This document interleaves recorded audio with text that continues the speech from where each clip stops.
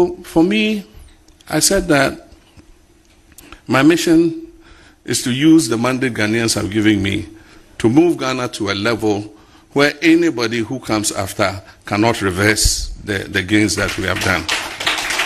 We're here to deliberate with you on 6 issues of national concern. 1, the Galamsey Menace. 2, the Family Values Bill. 3, the National Cathedral. 4, the anti-graft stance of government. 5, greater collaboration and autonomy of mission education. And finally, the recent military recruitment tragedy.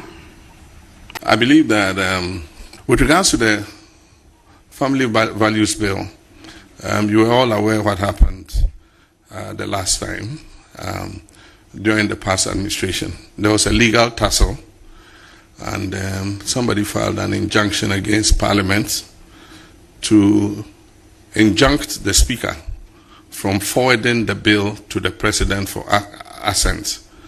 And so the situation is that the bill was never submitted to the President for assent.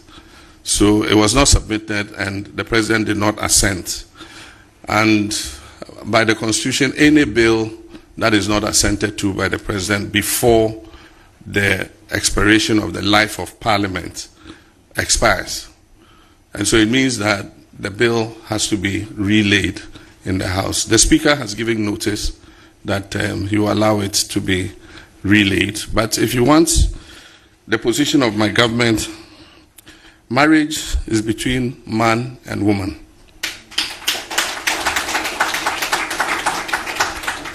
A person's gender is determined at birth. And then also that the family is the foundation of our nation. That is our position. And so there are no questions or equivocations about what we believe. I believe that we are completely aligned with the Christian Council in terms of your belief. And so we agree with the Speaker to relay the bill and let Parliament, debate it. And if there are any amendments or whatever that have to be done. If the Parliament of the people of Ghana endorse the bill and vote on it and pass it, and it comes to me as President, I will sign it.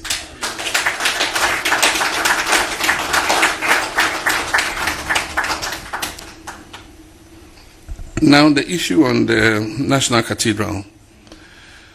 The National Cathedral Board of Trustees ordered an audit into the accounts of the National Cathedral. The audit was published, and there were some issues that bubbled out of the audit. But there are 2 kinds of audit. There's a normal audit that you yourself choose your auditor and ask him to come and audit you. And then he audits and presents the report to you.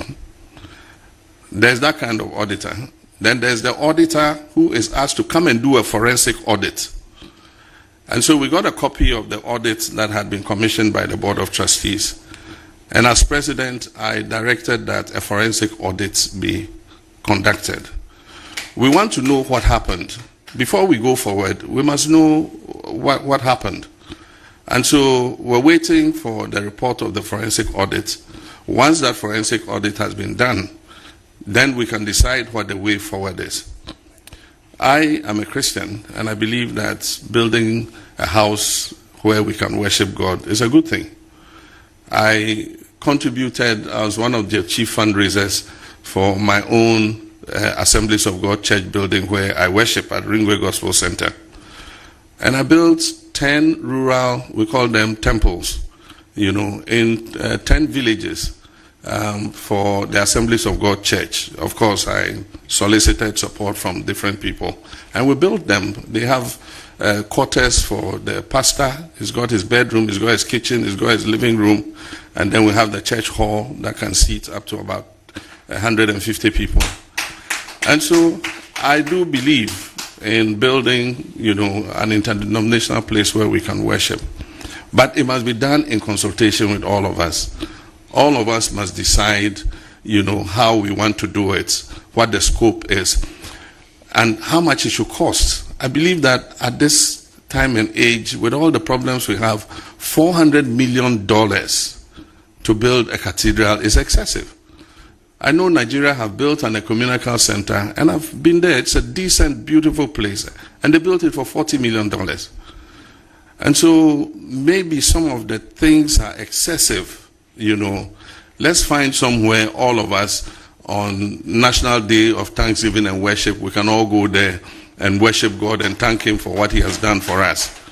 And so when that forensic audit is over, our intention is to have a broad-based consultation with the Christian community to see how we can build a place that is decent for us to worship. But apart from that, make it a center where people can come and, look at its architecture and all that, and find that Christ, has a place in our hearts, in our nation.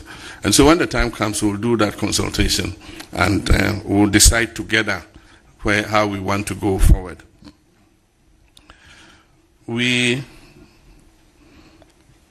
Before I became president, had indicated that we're going to take the fight against corruption to a whole new level. And it's not anything personal against anybody. I have said several times that our problem in the fight against corruption is that it is always post-regime corruption that we fight. And so when a government is in office, when scandals are taking place, they don't deal with them. And so they leave it until a new government comes. And when that government comes and starts investigating the cases of corruption, then the previous government says, oh, you are witch hunting us. This is political persecution. But I've said notice to my ministers, ask them every day in cabinet, I remind them. I say the prosecutions that we're taking against the current government will be tied the first person who brings a scandal to this government. We shall hang them on a cross. And you follow our Lord Jesus Christ, that you cannot resurrect again. And so I keep warning them that Aba Yedibo Techi and Nwani Yedibo Boba. But we must deal with the corruption that has taken place.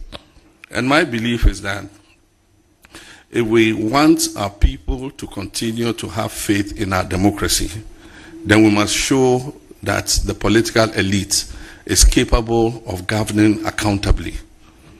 Because by the time we went to the 2024 elections, most of our young people and our people were like, oh, even elections, it's a waste of time. You go and vote and people will just come and misuse our money. If we don't let our people believe that we can govern this country and govern it accountably and hold people to ransom who have misused government resources, then we can go the way other countries have gone. And that's why I said before the election, and I was misinterpreted, I said Ghana is not immune from coup d'etats. If the political class does not get its act together, it is possible that there could be a military coup or a civilian uprising. And civilian uprisings are worse than military coups because they end up in chaos and anarchy. If you look at what happened in Sri Lanka or somewhere, when the people had had enough, they overran the government, the prime minister ran away. They entered the prime minister's house, they were swimming in his swimming pool and opened his fridge and were drinking his drinks and eating his food. That is worse than a coup d'etat. And so, for me, I said that my mission is to use the mandate Ghanaians have given me to move Ghana to a level where anybody who comes after cannot reverse the gains that we have done. And then people come to me and say, oh, but oral is too slow, the investigations and prosecutions are too slow and all that. But the point is, we have a constitution. We are not in the military and revolutionary days, a person, even whatever they say the person has done, the person must have his day in court. And a judge must look at the evidence and decide whether he's guilty or not guilty. Society can condemn the person as guilty, but when you present the facts in court, the judge might have a different opinion. And so, even though, I'm sure most Ghanaians would want us to have one big courts, this thing, put them in, and then in 1 week we dispatch your case and then straight to Nsawam and just keep dispatching them. We have a constitution and we must follow the process. And you don't just get up and take the person to court because you believe he's committed a crime. You must gather the evidence. Because however guilty you think a person is, if you don't gather the evidence and you just rush a case to court, the judge will throw it out. And so they say all this oral thing and this, that. The investigative organizations are working as and when they have sufficient evidence, then they take the case to court. And so we're not going to rush those cases if we don't have evidence because the public is baying for blood. We're going to go through, gather the evidence, prepare the dockets properly, so that when we take these people to court, we're sure of what it is we've accused them of. And so the fight against corruption, we are committed to it. We'll be impartial and fair, and we're working to strengthen the institutions and make sure that we give them the logistics that they deserve. Many of them have asked for more trained investigators and to train some more of their investigators in evidence gathering and docket building and all that. And so we're taking cognition of that and we would assist them in that regard.